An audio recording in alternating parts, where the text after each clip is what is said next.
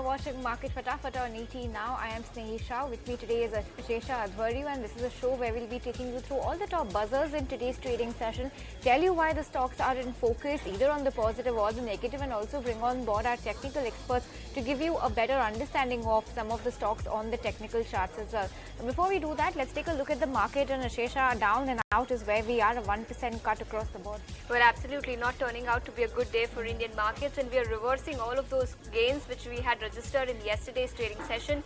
Nifty is down over 1% in trade today, nearing that 24,500 mark. Nifty Bank is also down nearly 400 points. So across the board, all sectoral indices barring Nifty Media continue to remain under pressure. FMCG and IT stocks are the most impacted today. Okay, so that's how the market is shaping up in today's trading session. Let's welcome on board Rachana Vaidya, who's joining us on the technical front, and we also have our researchers who are joining us on the show today. We have Gaurav as well as Ravinder joining us. Good afternoon to all three of you, and Rachana, very welcome to the show. Before we come to you, let me kickstart the show by talking about a stock that's down and out in today's trading session, and that's Colgate-Palmolive. Colgate, on the back of mixed to weak set of numbers coming in, that stock has taken quite the hit today. Reported a week's quarter for the quarter gone by, and this was amid challenging macro environment. While revenue missed expectations, PAT, EBITDA and margins were in line with expectations, but those were already muted. The expectations were already muted. So overall, it's a weak quarter coming in from Colgate. Revenue has come in at 1,462 crores, which is down roughly 2% year on year. Net profit at 355 crore, a downtick of 6.5% on a year-on-year basis. EBITDA also lower by 6.5%. EBITDA margin has shrunk to 34% compared to 35.7%. The management in the con call today said that they see demand recovery to be gradual, and they see more of it coming from the rural end of the market towards the second half of FY26. On the back of this, Goldman Sachs has come out with a note wherein they have a sell recommendation on the stock with a price target of 2,630. Goldman Sachs went on to warn that the current competitive environment in the oral care business is likely to strain the company's margin expansion strategy. So that's a roundup on Colgate-Palmolive's numbers. It's a weak set of numbers coming in. Stock is lower by 5% as we speak. Well, yes, stock is tanking in trade today, down over 5% as we speak on the back of weak set of numbers and commentary that has come in from brokerages. But ABB, that's the next stock on our radar this afternoon. Rachana, you've picked out the stock for us.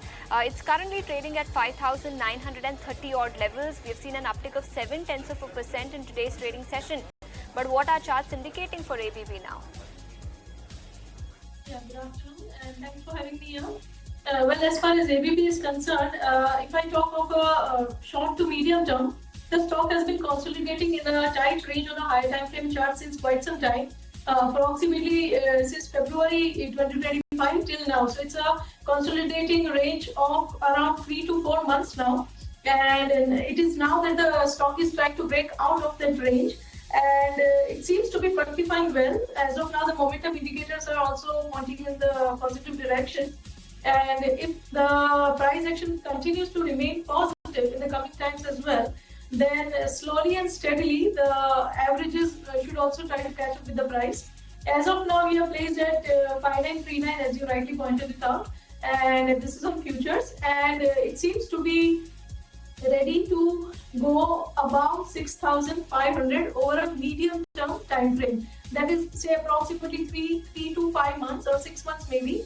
It is expected to cross 6,500 and move higher towards 7,000 in those 6 months of time frame. From extreme short-term perspective, I would say that if the market stabilizes somewhere around here, because for the short-term upswing, it will require the support of the overall market as well. And the market has been correcting, as we have seen since the past few days. If the market now stabilizes somewhere around current levels, then even in the shorter term, this counter could be taking out the level of 6,000.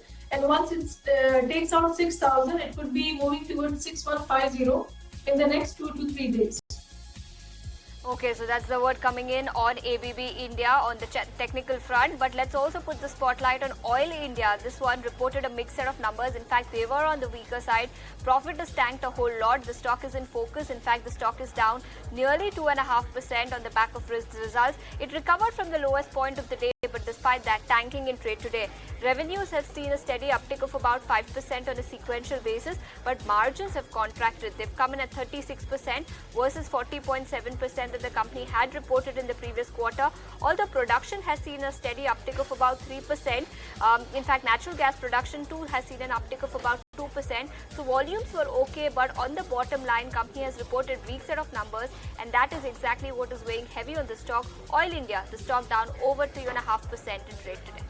That's Oil India tanking away in today's trade. Let's talk about another stock that's not holding up very well even after the demerger. That correction in the stock price has kicked in, that adjustment, and that's ABFRL, Aditya Birla Fashion Retail Limited. The stock is demerging into two listed entities, which is ABFRL and Aditya Birla Lifestyle Brands, which is ABLBL.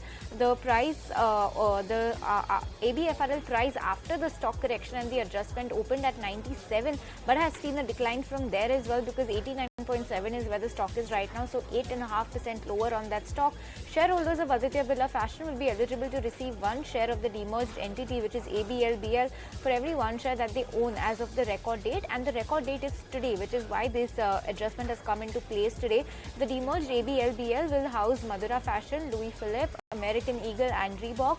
Following the demerger, ABFRL shall house brands like Pantaloons, Ethnics, Luxury Retail and the digital first brand Tomorrow. On this, we have Bernstein's view as well, where they don't expect value creation to be automatic post demerger in the short term, and they estimate a 185 to 215 rupee SOTP for Aditya Birla Lifestyle Brands, and anywhere between 80 and 105 for ABFRL. In fact, we also interacted with Jignanshu Gore on the same to get a better understanding of how the demerger will impact both the companies going ahead. Let's go across and listen into what he had to tell us. The thesis behind creating two different entities was because they are companies which have two different objectives and they need two different strategies, and hence possibly two different sets of investors who would be interested in investing there.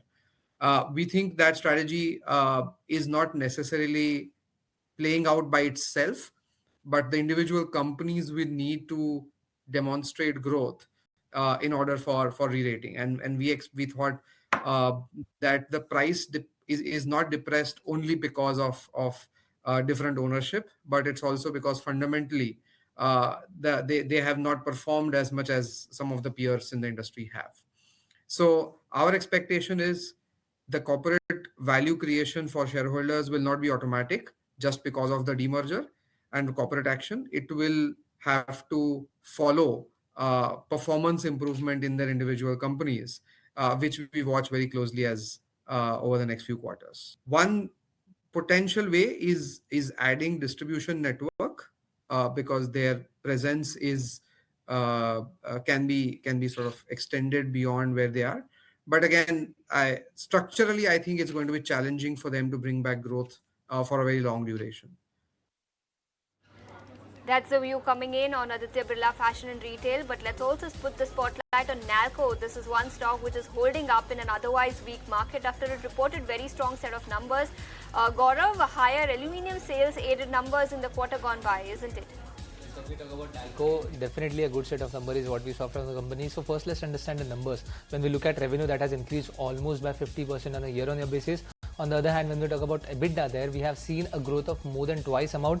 EBITDA now stands at around 2,754 crore rupees versus what it was at 1,100 crore rupees a year ago. As a result, when we talk about EBITDA margin, there also we saw a sharp increase. Now EBITDA margin stands at around 52.3%. Now it is really high when we talk about company like Nalco. And when we talk about profitability, the same trend followed. Profitability also doubled. Now profit stands at around 2,000 crore rupees for the company. When we look at all the other factors now, revenue was, revenue was led by the high aluminium sales by the company. When we talk about higher than expected aluminium and alumina profitability, that also aided some of the numbers. And when we look at the alumina volume, now it was actually better than what the street was expecting. So all rounder a very good set of number, and as a result, we are seeing some uptick in this counter.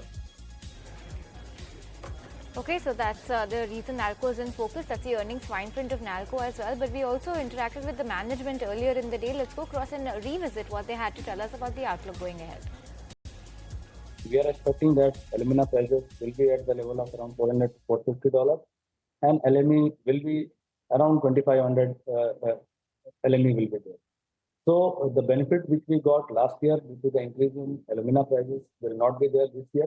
But yes, this year we are focusing more on increasing our volumes. First, that is, we will be increasing our alumina production by around 2 lakh tons, by increasing the aluminum production by 10,000 tons. We are banking on increasing our efficiency and reducing our cost. These three things will drive our profitability, and this year we are expecting around somewhere 16,000 crores of revenue generation will be there. In this current financial year, we are aiming to have a EBITDA margin of around 36 to 37%. Whatever our annual plans are there, just 2 months back, we have an annual plan in which we have fixed up our production targets, our cost, our efficiencies, our specifics. In that, we are expecting that we will be having a EBITDA margin of 36 to 37%. That's the guidance coming in from the management of NALCO, 16,000 crore revenue guidance and 36 to 37% margin guidance. But with that, we need to slip into a very short break. Much more news and updates coming up on the other side. Stay tuned.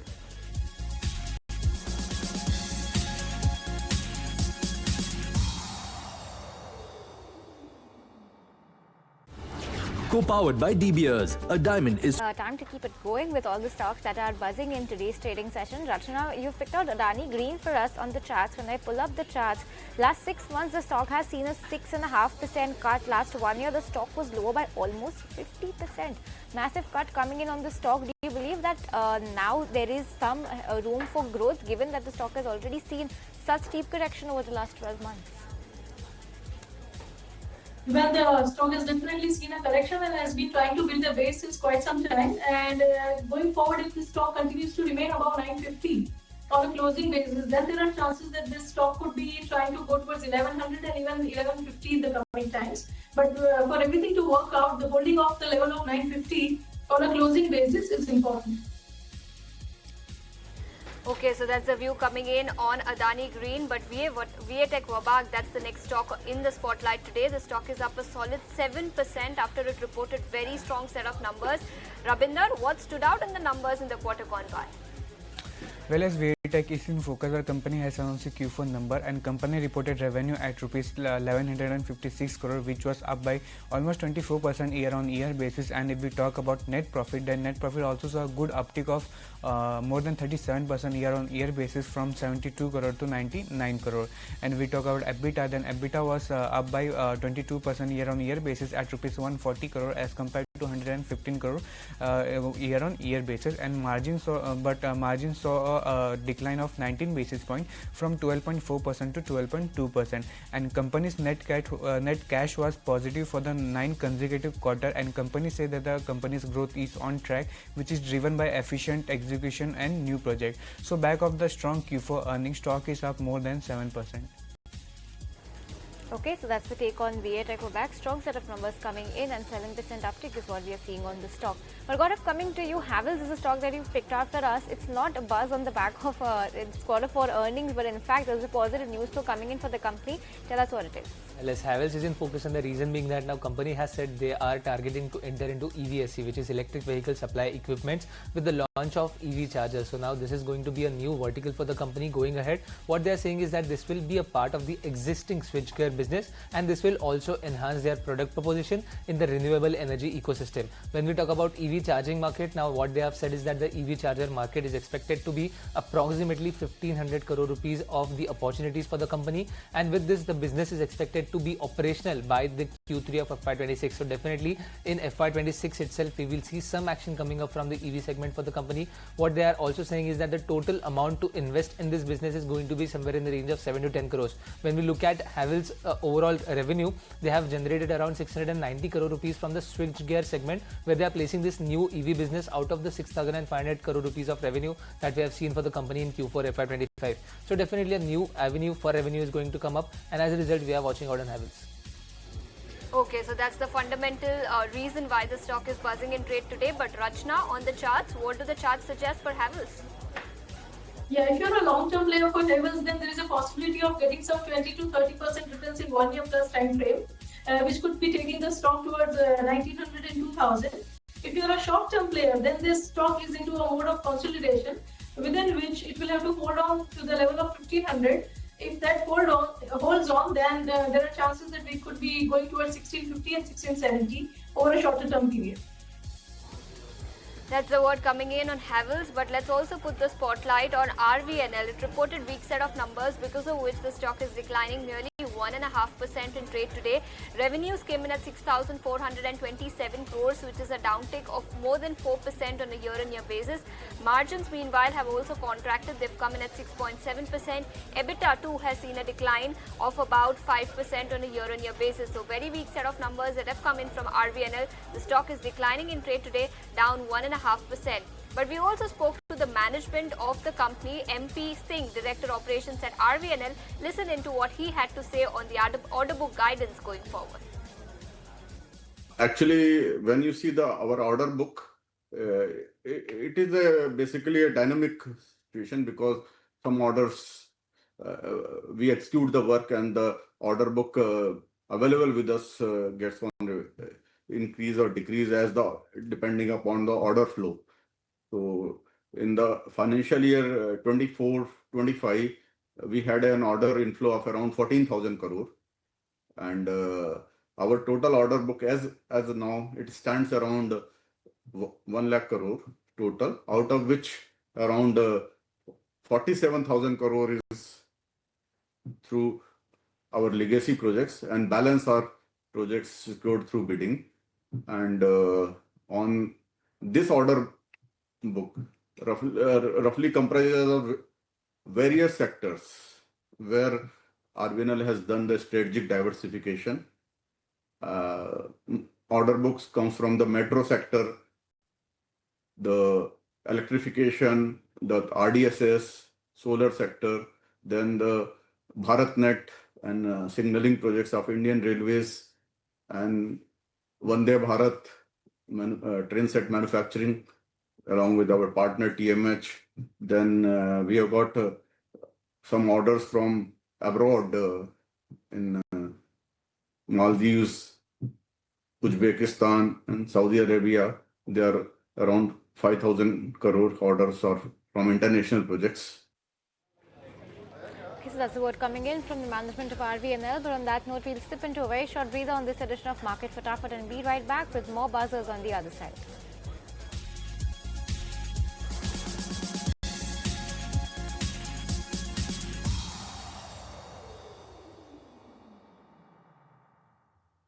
Hey, careful, huh? My daddy got it from abroad.